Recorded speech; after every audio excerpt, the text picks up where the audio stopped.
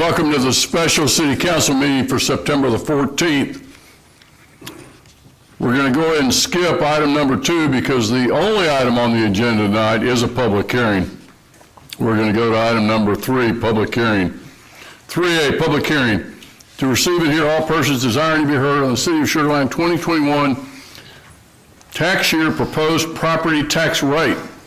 We have Ms. Jennifer Brown, our Director of Finance. Jennifer. Thank you, Mayor. Good evening.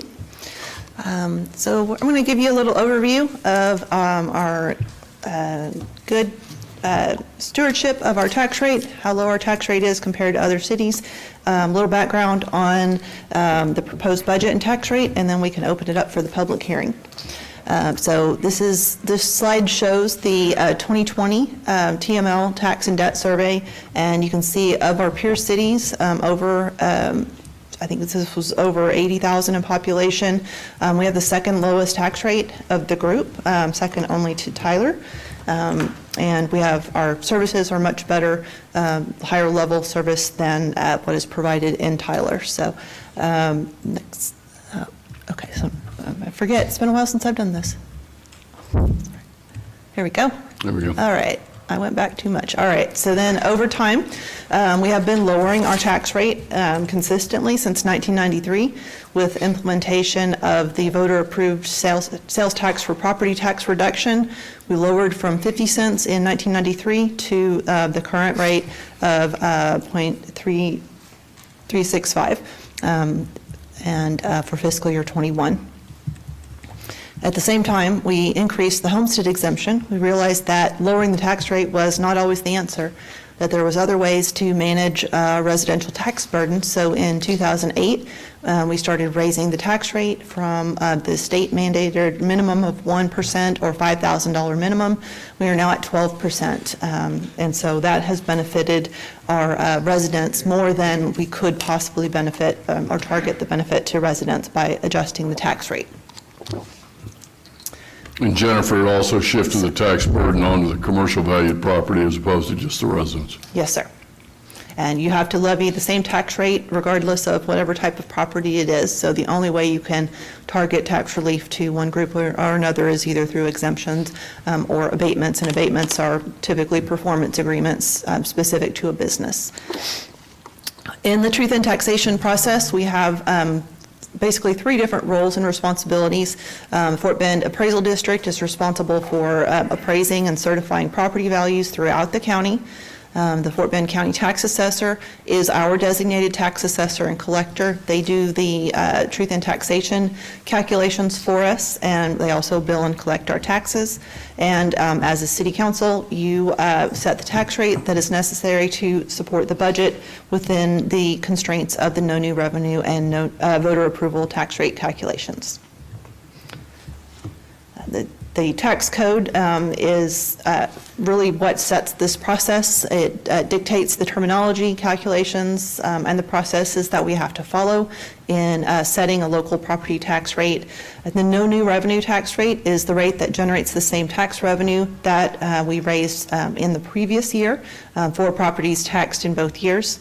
And the voter approval rate is the rate that allows for up to a 3.5% increase in the maintenance and operations component of the tax revenue over the no new revenue tax rate.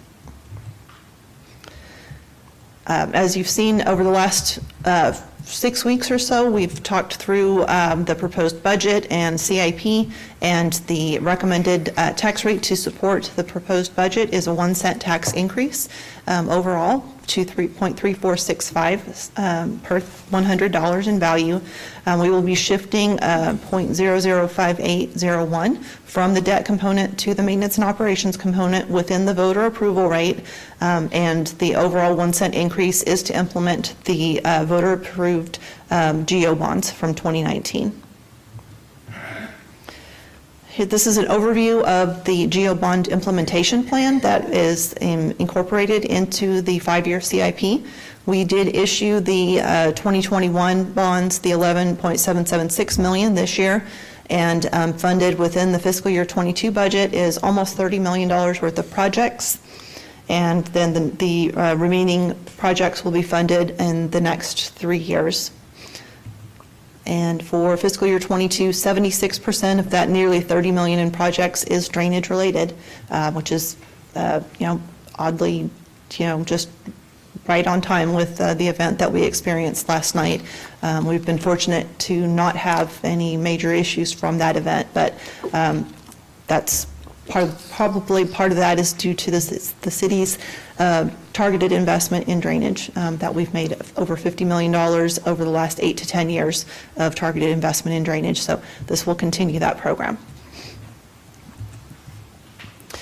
Within the fiscal year '22 budget, we have these priorities that were identified. I'm not going to read this slide, you've seen it before, but it's very selected and investments in areas where we found that we really needed to get back to service levels.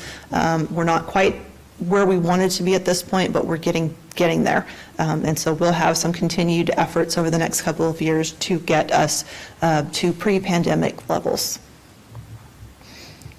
And so these are the voter approval rate and no new revenue tax rate calculations that were completed by the tax assessor.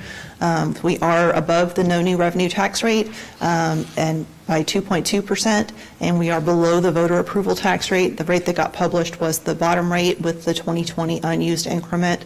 And so the difference between what we're recommending for consideration and the voter approval rate, we will get to carry that forward as unused increment into future years. And so these are the rates that were published. And this went into the paper on September 1st. It was a notice of tonight's public hearing. It also included the date for the public hearing, the results of your record vote on August 17th, along with a table comparing taxes on the average residents in Sugar Land. But rather than comparing those taxes, what I'd like to do is show you instead what that actually looks like in an overall monetary increase. And so this chart is the same, the one that you've seen before, showing the increase in the tax rate along with the impact of our homestead exemption, and the average city tax bill would be going up $50 under the proposal, and that's per year. And that 1 cent increase is only for the implementation of the GO bonds. Tonight's actions will be to receive and hear all persons desiring to be heard on the proposed tax rate, and then Mayor will ask you to announce the date and time for the vote on the City Council, from the City Council, which will be September 21st at 5:30 p.m. here at City Hall. And with that, recommend that you open the public hearing. Thank you, Jennifer. At this time, we're going to go ahead and open the public hearing. Anybody that would like to comment on the proposed tax rate is invited to do so at this time. Thomas, do we have anybody? No one has signed up, Mr. Mayor. Okay. Second call. We're going to go ahead and close the public hearing. And as Jennifer said, council will take up on September the 21st the $298 million budget, which was what was submitted by the city manager and what we've all reviewed over a period of 4 or 5 workshops. And once after we approve the budget, then we'll adopt a tax rate to fund that budget. Any questions for the council members? Mike? Just that's September 21st, 5:30 p.m. at Sugar Land City Hall. Yep. Thank you, Mike. Do I have a motion to adjourn? Motion to adjourn. Okay, there you go, Carol. We got a motion to adjourn. We are adjourned at 5:39 p.m.